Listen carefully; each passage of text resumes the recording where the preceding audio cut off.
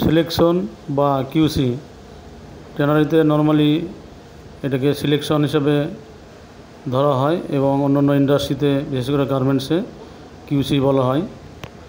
তো সিলেকশন ট্যানারিতে কয়েকটা স্টেজে করা হয়।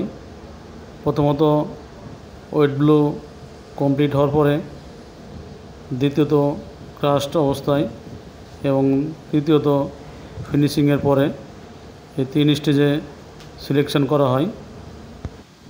ওয়েট ব্লো কমপ্লিট হওয়ার পরে লাট লাগানো হয় এবং এই লাট 1 সপ্তাহ 2 সপ্তাহ অথবা 3 সপ্তাহ এবং আরও বেশি পরে যখন লাট ভেঙে ফেলা হয় তখন নর্মালি সিলেকশন করে গ্রেড অনুযায়ী আলাদা আলাদা লাট লাগানো হয়। সেক্ষেত্রে ABCDEFG এই টাইপের গ্রেড লাগানো হয়।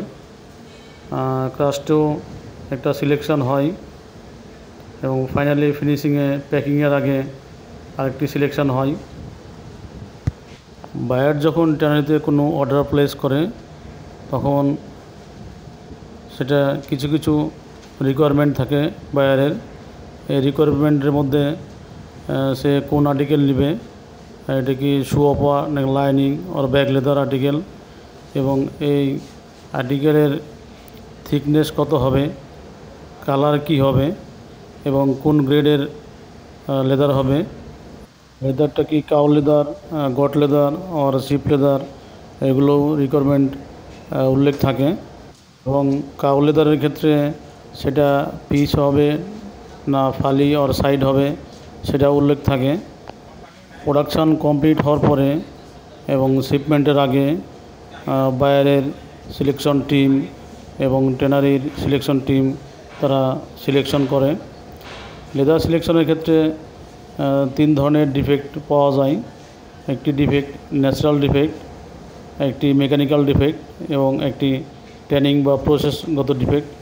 এই 3 ধরনের ডিফেক্ট সিলেকশন করা হয় এবং এই 3 ধরনের ন্যাচারাল ডিফেক্টগুলো যেগুলো গরু জীবিত থাকা অবস্থায় বিভিন্ন খাবারের কারণে এবং বিভিন্ন ডিজিজের কারণে স্কিনের যে প্রবলেমগুলো দেখা যায় সেগুলো নর্মালি ন্যাচারাল ডিফেক্ট। এবং গরু জবাই করার পরে চামড়া ছাড়ানোর সময় কিছু ম্যানুয়াল ডিফেক্ট দেখা যায়, সেগুলোও বড় ধরনের ডিফেক্ট হিসেবে গণ্য হয়। আবার ট্যানারিতে প্রসেসের সময় অনেক ধরনের মেকানিক্যাল অপারেশন হয়, যেমন ফ্লেসিং, সেটিং, স্ক্রাইবিং, ফ্লেট, হ্যাঙ্গিং। এই ধরনের মেকানিক্যাল অপারেশনের সময় অনেক ডিফেক্ট দেখা যায়। এবং আরেকটি ডিফেক্ট হচ্ছে প্রসেসগত ডিফেক্ট বা ট্যানিং ডিফেক্ট। এটা খুবই গুরুত্বপূর্ণ একটি বিষয়। ট্যানিং ডিফেক্টের মধ্যে অনেকগুলো ডিফেক্ট আছে। বায়ারের যে রিকোয়ারমেন্ট থাকে সে রিকোয়ারমেন্ট অনুযায়ী thickness, colour, softness, hardness, fullness, roundness এগুলো না থাকলে এবং এগুলো রিকোয়ারমেন্ট অনুযায়ী ফুলফিল না হলেই সেগুলো ট্যানিং ডিফেক্ট হিসেবে গণ্য করা হয়। লেদার সিলেকশনের সময় যদি ডিফেক্টগুলো খুবই ছোট আকারের হয় এবং অল্প আকারের হয় সেটা অনেক সময় ট্রিমিং করে কেটে ফেলা হয়।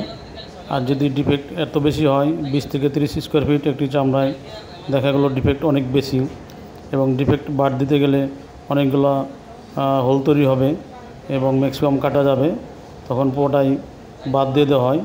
আর যদি সাইড থেকে বা অন্য যে কোনো জায়গা থেকে অল্প একটু ডিফেক্ট হোক ন্যাচারাল হোক মেকানিক্যাল বা ট্যানিংগত ডিফেক্ট সেটা অল্প হলে ট্রিমিং করে ছেটে ফেলা হয়, দিয়ে লেদারটি বাইরের রিকোয়ারমেন্ট অনুযায়ী সিলেকশন করা হয়। সিলেকশন প্রথমে ট্যানারি সিলেক্টর দ্বারা সিলেকশন করা হয়, এরপরে ফাইনালি বাইরের নিজস্ব এজেন্ট অথবা বাইরের নিজস্ব সিলেক্টর দ্বারা সিলেকশন করা হয়। অনেক সময় থার্ড পার্টি সিলেক্টর দ্বারাও সিলেকশন করা হয়। অনেক এজেন্সি আছে যারা থার্ড পার্টি হিসাবে বিভিন্ন ইন্ডাস্ট্রিতে সিলেক্টর হিসাবে বা কিউসি কন্ট্রোলার হিসাবে কাজ করে। কোনো ইন্ডাস্ট্রিতে সিলেক্টর বা কিউসি কন্ট্রোলার খুবই গুরুত্বপূর্ণ একটি পদ এবং খুবই গুরুত্বপূর্ণ একটি কাজ।